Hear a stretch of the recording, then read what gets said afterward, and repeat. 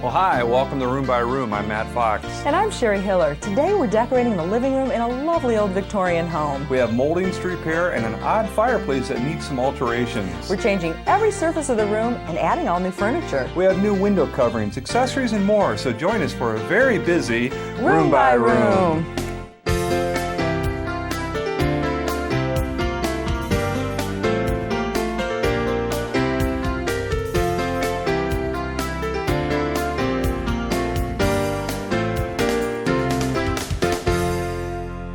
Well, hello. We are so glad you're joining us for today's project. It's one of those big ones that has taken us months to complete, and we are so proud of the results. We just can't wait to tell you the story.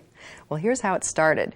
When we first arrived in this old Victorian living room, the walls and trim needed some repair, and the fireplace had more of a, I guess you'd say, Spanish or Southwest feeling to it than a Victorian look. The carpet was ready to be replaced, and the furniture was just old leftovers from our homeowners' college apartments. Well, we realized we had our work cut out for us, but the vision of what the finished room could be inspired us to get going. So to start, I want to talk to you about how I selected all of the background colors, patterns, and finishes. Now, because this room is rather large, we really needed something for interest and excitement. And to create a Victorian feeling with a modern twist, we selected patterns and colors that would blend with this beautiful home. Now, it's quite a process, and I'll get into more detail later. Now, while I was working out the backgrounds, Matt was working on the redesign of the fireplace. And wait until you see what he's done to it. It's a thing of beauty. Then my next challenge was purchasing all new furniture and developing a floor plan that would allow for plenty of seating for conversation, an area to watch TV, a place for the homeowner's piano, and then figure out what to do with the leftover space in the two turret areas. Well, take a look here on the floor plan at what I've designed. Of course, the conversation area should be by the fireplace. Then this corner is about the only place available for an entertainment armoire. So with this area planned, I was unsure what to do with the piano and this area as you enter the room. So I started looking through Victorian-style magazines, and I noticed that most of the sitting rooms had quite a variety of chairs with tiny side tables spread all around the rooms. Well, since our room is Victorian with a modern twist, we decided to try maybe 2 chairs and a side table in front of the window, and then perhaps an area rug to kind of define the space as you immediately enter the room. Now, if nothing else, this is a good start. And when the furniture is delivered, Matt and I will move things around a bit until we're satisfied with the arrangement when we're actually standing in the room. Because believe me, there's a big difference between how a design will look on paper and how it actually feels when it's all in place. Well, once that's settled, there will be lighting issues to resolve. Do we buy new, fix the old, or look for ones that imitate the old? Then I have all sorts of things going on for the 12 windows in this room. And as always, we'll accessorize the room in all its glory again. Well, let's get started with Matt. I think he's in the workshop with some cool ideas for older homes. I'll see you in a bit. We all know that old Victorian homes can be beautiful, but as with many older homes, there are some downsides, well, especially in hot summer months when there's no air circulation. So we're going to give you some information on bringing cool air into an older home. Well, let's begin with window air conditioning units. There are a variety of sizes and styles out there, but no matter which one you choose, there are definitely a few things you need to consider. Well, number 1, determine the dimensions of your room and the size of your window. Then when you go shopping with those measurements, you'll be able to narrow down the units that will fit your room requirements. On the unit's box, you'll be able to match your room size with the recommended BTU. The higher the BTU, the higher the cooling power, and of course, the higher the cost to run the unit. Also, be sure to check the plug type to match your electrical outlets. While on average, under 10,000 BTU would be fine for most homes, over 10,000 BTU may require additional wiring, well, especially in older homes. Now check this out. It's a portable air conditioning unit. Now this particular unit has 8,500 BTU capacity, which is about average in cooling power, and is designed to cool a room that's about 300 square feet in size. It has a timer feature so you can preset it to turn on or off if you don't want it to run all day long. But the best thing by far is that it's portable. Pretty neat, huh?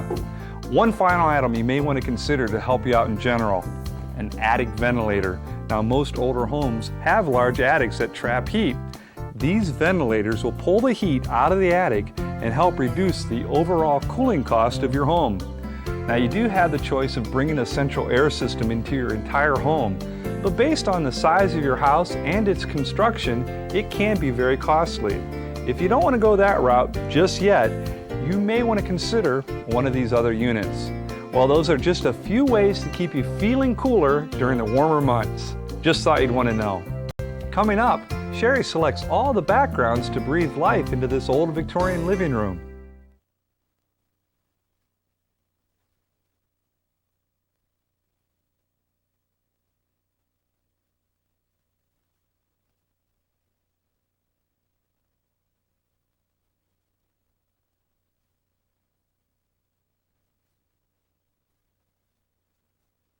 Well, hi, and welcome back to this lovely Victorian home. You know, we've put a lot of hours into this beauty through planning and projects. For me, the decision on the backgrounds was the toughest challenge because they create the mood of the room, and we really base the rest of the decisions on whether they go with the backgrounds. So this step is really crucial. And if you find yourself in a similar situation, don't be afraid of it, because all of a sudden something will come along like this wallpaper, and you'll know you found your inspiration. We were so excited about the colors and the design of this paper because we felt it had the drama of a Victorian design, yet the colors were more muted and livable for today's styles. It was an easy decision then to go with a coordinating paper, and the trim color, as you can see, is pulled right out of the pattern. Now, the addition of trim at chair rail height and to build up the crown molding was a good idea because it added the extra architectural detailing which is often found in Victorian homes. Now, my next thought was that the white ceiling would really stand out against all of these rich hues, so I selected a lighter version of the trim color for the ceiling in the main part of the room. However, for the ceiling in the turrets, I pulled out this muted teal tone, and the surprise accent color really looks sharp in there. Now, the last decision for our backgrounds was, of course, the carpeting. I was leaning towards a darker brown to really add to the richness of the room. Our homeowner, on the other hand, didn't want anything that dark. So we compromised with a beige tone that stays in the color family of the room and does lighten the overall feeling. Now, I do have one warning about beige carpeting. When you say beige, you aren't pinpointing one singular color. For example, dark green could mean hundreds of different shades to different people. Well, the beige family covers everything from soft browns to the creams and the entire spectrum of beige undertones, from a red beige to a yellow beige to green beiges. So although selecting beige sounds safe, bring a sample home and compare it to the rest of your furnishings before you make your purchase. Just something to check when you're selecting your backgrounds. When we arrived, the fireplace sure didn't look like it was going to fit into our Victorian design without tearing it out and starting over. Well, before we took that plunge, we discussed some options with the homeowner. In the end, just updating what we had seemed to be the most cost-effective solution. So here's what we did. We started by rubbing a tobacco-colored glaze over the entire stuccoed surface to tone down the white and help the fireplace blend into the rest of the room's new brown coloration. Next, we tackled the front of the fireplace by building a mantle and adding it to this front facing. Notice that we lined it up with this inset area, so it looks like this inset was meant to be here. And even though this looks expensive, we were able to keep the cost down by using inexpensive pine boards to build it. Then it has the look of rich wood because we finished it with a brown paint and a glaze over the top that imitates fine grain lines. Now for the hearth. When we arrived, the hearth was made up of colorful tile pieces that definitely had a Southwest or even a Spanish feel to them. To eliminate this look, we either had to chip them all out or cover them up. We opted to cover them up with the build-up wooden hearth that matched our new mantle. Now, the trickiest part of this project was scribing the shape of the back of the fireplace onto the hearth so it would set directly into place. Now, once we had the hearth built, we slid it in position and secured it from the sides with some masonry screws. By the way, this fireplace is non-operational, so placing a wooden hearth into the fireplace isn't as crazy as it sounds. In the end, I think you'll agree that the time and effort put into the fireplace was well worth it. It blends nicely with the room, and it does give Sherry a beautiful focal point for her furniture arranging. Well, like everything else in this room, the lighting caused us to make some difficult decisions. Should we buy new fixtures, clean up the old, or look for ones that imitate the originals? Well, this is what we decided and why. Our homeowner had already selected the fans and downlighting that he had installed in the main part of the living room, so we knew he was okay with eliminating the old and purchasing new. In the turrets, there was one old fixture and one rather unsightly new fixture. Since we couldn't match the old one, we purchased two new ones, but with a transitional look to them.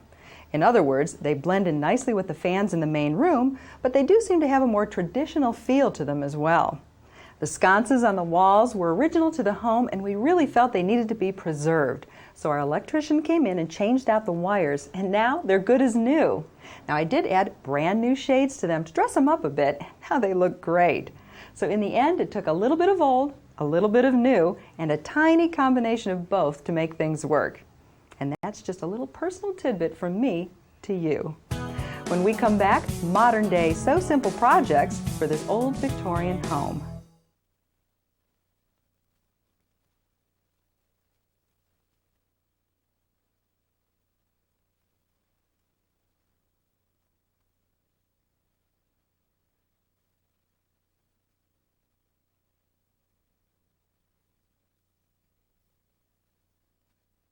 Well, hi, and welcome back to this modern-day Victorian living room. Well, to say this room was complicated is an understatement, but we took each step slowly, one at a time, and just worked it all out.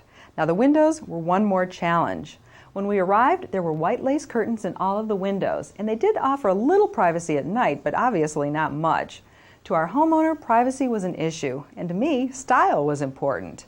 The answer was a layering effect, and we started in the two turret areas.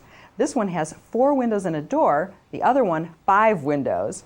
Well, because I wanted the blinds to blend instead of contrast with the room, I selected these gold-colored pleated shades, which blend nicely with the deep golden trim.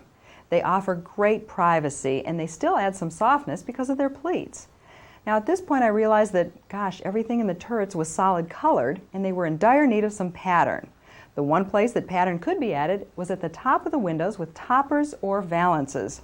Well, our search for just the right fabric took some time, but when this tapestry was found, our search was over. To make the toppers, we ironed on a fusible shade backing and then cut out our shape.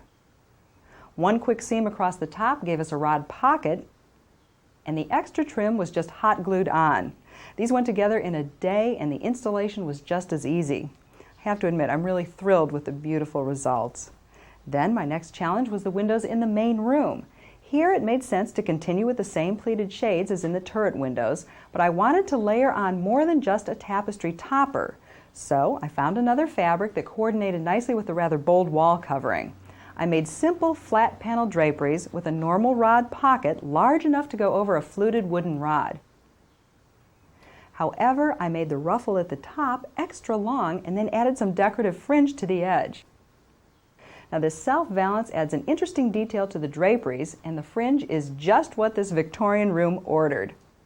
Well, there you have it. Many, many fabric projects that when taken one at a time are so simple. Really. Well, you know, this is an elaborate Victorian living room. We've done some amazing things to get the room this far, and I think you'll enjoy the process of bringing in and placing the furniture as well. Here's how the furniture arrangement and style choices develop. We basically started with a bare room, aside from the piano, which I told Sherry we weren't moving. And it's only because it's already in the perfect position. Right. The first piece of furniture to come in was the entertainment armoire. It had only one possible location, which was in the corner by the fireplace. This happened to be an unfinished piece of furniture that I stained in polyurethane to blend with the colors in the wallpaper. Because we did the work ourselves, this saved us some money. That's exactly right. Then the next 2 pieces were the sofa and love seat, and these were selected by our homeowner.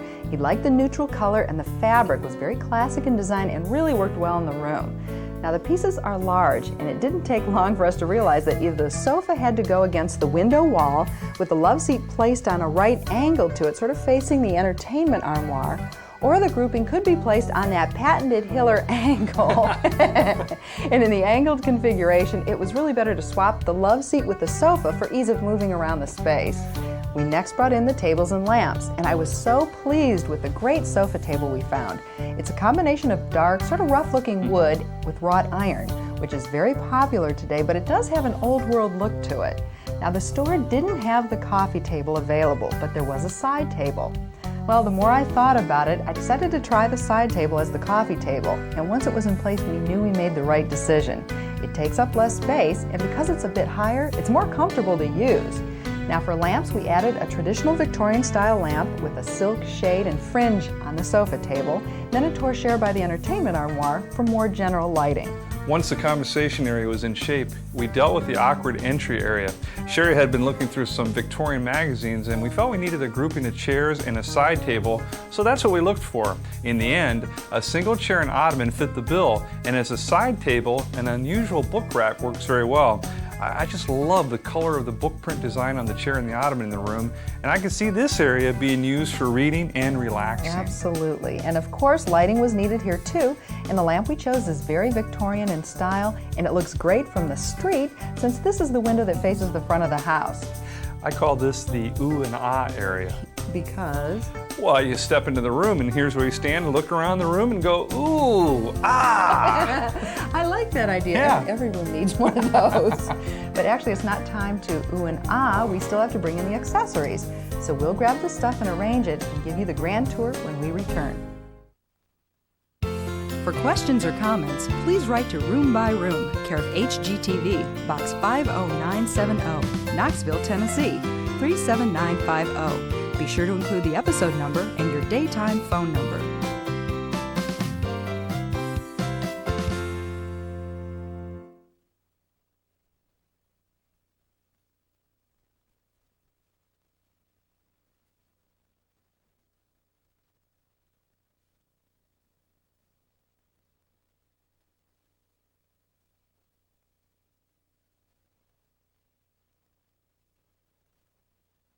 Well, hi, and welcome back to our completed Victorian living room. This room looks so beautiful, I'm not sure where to begin or what items to bring to your attention. Well, sometimes it's easiest just to move around the room, starting at the entry. Well, okay, I can do that. The first thing you see near the entrance to this room is a huge leafy plant, and of course there are quite a few others in here that really soften the corners and add to the Victorian design. Coming right around, next is the fireplace, and we accessorize the mantel by placing a print inside the alcove with a gorgeous antique-looking clock, all flanked by a few additional finials and small prints. Now the opening of the fireplace is gently covered by a very open fireplace screen in just the right colors for the room. And then just inside is a great ceramic planter with a few silk flowers to add some liveliness. Now I just love the way that fireplace turned out. It's amazing. What a difference. I know. Then next, to soften and fill a corner by the fireplace, we place a large fern which leads into the simple accessories on top of the armoire. Some greenery along with one tall mosaic candle holder and a low basket is about all you need to fill up the top and keep it interesting. Now I will talk about the turret area since I'm sure you can't bring yourself to discuss pillows. I'm so glad. Thank you. And pillows is exactly how we filled up the window seats. And what a great place to, I don't know, even sit on the floor and chat. You can wrap yourself in a throw, grab a couple pillows, and really enjoy the evening. Now the addition of the plant hangers and silk ferns bring your eyes upwards, leading to that beautiful ceiling and lighting in the area. Of course, as I move on around the sofa and love seat, I have to talk about pillows again. Well, there aren't too many in here, but the ones that are very nice looking. The roses on the radiator cover dress it up a bit, making the radiator seem more like a piece of furniture. That's exactly right. Then a few items on the coffee table with ferns underneath to hide some of the thin wrought iron legs, and the conversation area is pretty much done. Now I did add several of our homeowners' accessories here and there, like on and under the sofa table. One of my favorite places in the room is the area by the piano. The sailing ship pictures are great. I know. And I also like the simplicity of the vignette underneath them. Well, thank you. Uh-huh. You know, I have to admit, I absolutely love that spot too, Yeah. and we'll be fighting over this. But last, as we approach the entry to the room and the reading area, there are just a few items, greenery included, that, I don't know, make this area seem very settled in. Maybe it's the books, because books have such a way of making a home seem homey. Well, I think it helps give the sense that people actually use this space and that it's not just a lovely living room to sit and look at, but one that people can really enjoy. I have to agree. And speaking of enjoying, I sure enjoyed seeing this room come together. And if you folks would like to take a look around, now's the time, while Matt and I get the scrapbook out back in the workroom. See you there.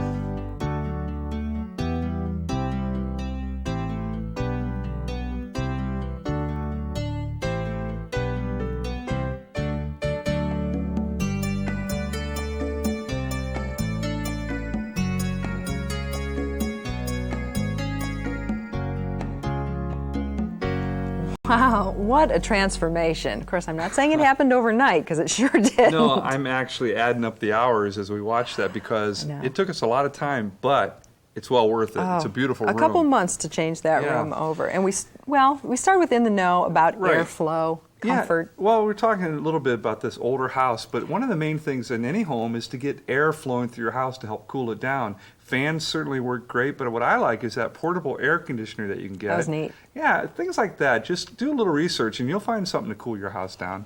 Sounds good to me. Yeah. Oh, background check. Yeah. Even when what you're working difference. in just one area of the room, start with an inspiration. And that one large print wallpaper was our inspiration. And we were able to pull all of our colors out of it. Our trim color, the different ceiling colors that we used. And when you're working with lots of different materials, you almost need that. Yeah, so that just paper is beautiful. Putting that up really made a difference. I love it. Gorgeous. The toolbox. Now, this is probably the eyesore to me of the house, that fireplace. It didn't fit the room. But now, after we've added the new fireplace mantle and the hearth, and then did a painting glaze over the stucco, it actually fits. It costs about $75 for the lumber, but it's more of a time piece. But I enjoyed every second that I worked on that. It was fun. The difference is amazing, and it looks fabulous in the room. It fits Victorian room now. For the furniture, when you're purchasing this amount of furniture, yes, you do need to put a floor plan together and draw your furniture pieces out. But honestly, once you get in the room, things are a little bit different when you get that third dimension where you can actually feel the weight and that of each piece. So you need to move some things around. Unfortunately, that does happen. Wear your back brace. So simple. 12 windows in there that we did actually tie together with the pleated shades. That tied everything together, all the different shapes and sizes. But then in the room, we used the heavier drape with that bullion fringe, and then the toppers and the turrets to keep it kind of light. You did a lot of sewing in there, but it really looks loved great. It, though. Adding personality, boy, a lot of plants to bring in the color and the life. Soften the corners a little bit. Tons of pillows. Did you count them in there? Yeah, but this is the only room I'm going to let you use that many. I think there's 100 bazillion of them. Yeah, close. Way too many. No. Victorian-style lamps with the little fringe around the lampshades, and great artwork in that room. Those two sailing ships. I know. We had to leave them, too. Yeah. That was a great-looking room. A lot of work, but... In the end, I have to say we had a blast putting this together because the transformation was incredible. We hope you enjoyed it as much as we did, and you'll come back next time so we can decorate together, room by room.